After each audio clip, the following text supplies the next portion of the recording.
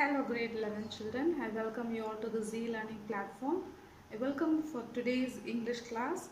Today we are going to see Unit 1 prose piece, The Portrait of a Lady, written by Khushwant Singh.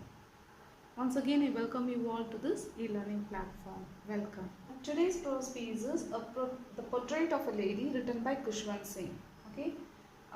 The main characters are narrator, grandmother. Okay, two main characters are there, and we come to know about the other characters through the narrator's narration of the events. That is, he's talking about his parents, his mother, that is his parents, father, mother, and even about the dogs and other things, animals and all. He is talking about. Okay, so he is narrating certain events here, and let's see what the story is starting like this. Is the narrator, that is Khushwant Singh, okay, he is saying how he is very good friends with his grandmother. Okay, they both are very good friends, and how the story is starting is they are talking about the description. Okay, that is he is talking about the giving a good description of his grandmother, how she was, certain portraits and all he's talking about. In that he is explaining the portrait of his grandfather, who is having a long, he is having a turban, a long beard, okay, he's a Singh and all. So like that, certain descriptions are being given in the initial part of the story. And the story goes, that is the story, the story says mainly about the relation of the grandson and the grandmother. Okay, so here this story takes form of three stages. It's not directly meant here, but the narration of the events shows three stages here. Okay, the first one is childhood, the schooling of the narrator. The second one is the teenage, the stage at which he joins the university. And the third one is about the adulthood, okay, where he goes for the abroad for his higher studies. Now here, the first stage itself has a small boy or a kid, okay. The parents of the narrator left him with his grandmother, and this grandmother, who is actually a widow, takes care of the boy. Daily she takes him to the school, okay, takes him to the school. The day begins, when the day begins, she will wake the boy, wake him up and chants the prayers, and then she prepares the breakfast for him, make him ready to school, make him to take bath, and she carries all the study materials, and that is a slate, okay, a wooden slate, and she will carry him, or she will take him to the school. The school is nearby a temple, and in the temple they will teach all the maximum mainly prayers and the other things for the primary classes, whatever the syllabus is. They will be teaching, and this grandmother will be waiting on the other part of the temple, that premises, and she will be waiting there for the grandson to complete his daily, that is daily portions, his daily studies, to attend his schooling, and she'll be waiting there. And on the way back, what they will do is she'll be carrying some stale chapatis, and she'll be breaking into pieces, and she'll be throwing it at the dogs who are following them. Like this, they'll be enjoying each and every day. The daily routine will go like this. And she is a lady who was very beautiful when she was young, and he's talking about the past also. And the whole unit says about the past condition, the past events, a touch of the past events, how it was like that and all. The three part, that is the prose, poem and the supplementary, says about these three. This is the main point of the main theme in the unit. In the same way, the narrator also narrates, even though she was expressing herself like she was a young, so beautiful, they used to play games like these and all, but still he feels, he will take them as a fairy tale, or the Ramayana stories or the Mahabharata stories, which his grandmother shares with them. Along with that, her story, he will take it like that, in that manner. He cannot take it, he cannot believe like she was a young girl or a young lady who was very beautiful, who had no wrinkles, no grey hair like that. Okay, so in the same way, the story goes on, and one particular time, the parents are coming back from the city, and they are taking him to a better school. And when he goes to the better school, it is the English medium school, and when he goes there, evening, the granny will not accompany him or not take him to school. Instead, a motor bus will come to pick him up. So when he comes back from the school, his granny will be asking what they were teaching in the school. Okay, so he will be narrating how the world is round, the English words, and Archimedes principle. So various other principles, various new terms he'll be sharing with his grandmother. His grandmother would not be able to accept, and one fine day she was even saying we are going to get music lessons also, music classes also. So when she heard this and all, she's not replying anything or she's not giving any response. Instead, she's leaving the place quietly. That shows her disapproval. Okay, how she is not happy about him. So from that moment onwards, okay, the first stage, from that moment onwards, she started parting from the grandson, from the child. Okay, and this boy is completing his schooling. Every day as usual they'll be coming to home and everything they will be, and one thing is his grandmother and that is the boy and the grandmother will be sharing the same room. Okay, they were very good friends. And when he goes to the university, he was given a separate room, and he was started having a very good time in the university. But here meanwhile what she did is she started channelizing herself or making herself engage with the spinning wheel.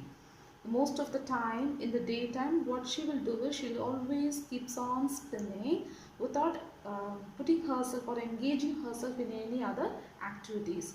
In the meanwhile, the noon time what she will do is she'll take a small break, and that time she will be feeding the sparrows, which made her very happy.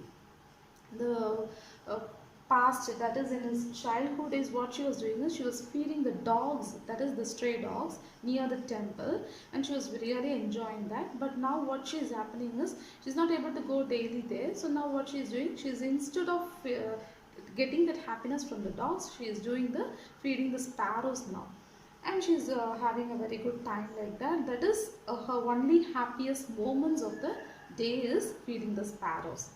That all this narrator and other people may be able to know about it, but they are not taking a pain how to make her feel or understand what is the situation or what are the changes are happening around her. Instead, they are taking on their own way and they are going themselves. So what happened is she is not expressing herself stage, the adulthood stage, that is he is going to abroad for his further studies. He understands his grandmother that she will be very upset when he leaves the place completely. Anyhow, it's going to be a solid 5 years, and 5 years he's going to be absent with his grandmother. So that is going to be a great shock for her. But still, she's not expressing any of seriousness or anything. But she's just going to the railway station and to the place departure, and she's bidding goodbye and all, and she's coming back. And the same daily routine she's continuing with her. That is the spinning of the wheel, and along with that she will be always keep on saying her prayer. She will be using her beads to say the prayer, and in the meanwhile, as a break, what she will do is her happiest moments is being with the sparrows or feeding the sparrows. Like that she is spending her days.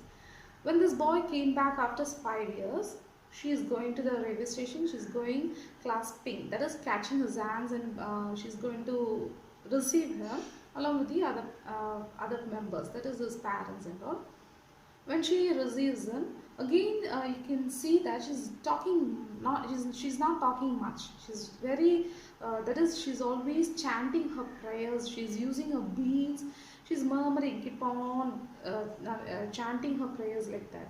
So this boy understood that okay, my grandmother is keeping herself aloof from us, and but still she's loving me. Still what she's doing is instead of talking, she's keep on praying. And when they came back to home in the evening, what happened is suddenly she's putting out all her emotions as by drumming. Okay, she's drumming heavily, making big noise with the neighborhood women. They all are joining together, all are singing together, but this lady is not able to stop it. Without stopping, she's continuing it. That makes a really an overstraining procedure. So these family members, what they did is they made her to stop it, that is out of compulsion. And the next day when they saw it, he understood that she is not praying actually. Instead, she was in under like a kind of a depression. The morning, she was a little bit ill and sick, and when they called the doctor, he said she'll be okay, fine, she'll be all right. So you don't worry about that. But this boy understood that. When he went near her, spoke with her, she was saying, "No, no, please don't stop me from saying my prayers because my end is very near. Okay, it's very near, and I can't waste my remaining part of the time period of my lifetime because I have to keep on praying. I have to shed out my sins and all. I have to do something for my whatever sins and wrong doings I have done so far. So I have to pray a lot." Like that she is saying, and keep on praying. So what they did is, she was in the room, and when they were doing some other things, they understood that her lips, her movement of the lips was stopped, and her finger, that is lifeless fingers, left the beads and it fell down. So they understood she has expired, she has passed away. Then finally they did the funeral procedure and all. And meanwhile, his mother was feeding the sparrows by breaking the breadcrumbs, and she's throwing it to them as the grandmother did it. But still, the birds were not taking it. When they took her body for cremation, the birds also flew away. And finally, the narrator is concluding the story in a way that the breadcrumbs were left there, and the next day the sweeper swept it and threw it in the dustbin. Like that only it's happened. So that's what he is sharing here is, what we understood from the story is, old age people, that is especially the elders, the grandparents, okay, they are much attached to the grandchildren, okay, maybe a grandson or a granddaughter, they are much attached. And when they find that they are not able to, when they find that not able to have their bonding or the bondage show their love, they will automatically become very quiet or go aloof, and they get into depression. So this depression will not, they, some may be expressing it, some may not be expressing it. That's what he is saying, that gap between the grandparent and the grandchild. Okay, hope you all understood this story. You also have grandparents in your home, try to understand them and have a, that is, spend some time with them. Okay, whenever you have a change in your life, make them to understand what it is, why you are like that, why you have to change, what is the situation. When you keep understand, when you share something, or when you make them to understand, when you put the things in the right position, surely things will be very smooth, and they will also be happy and feel a kind of a secure. Okay, they will be very happy that they are having you as a grandchildren. Hope you understood the story, The Portrait of a Lady. Thank you. Have a nice day.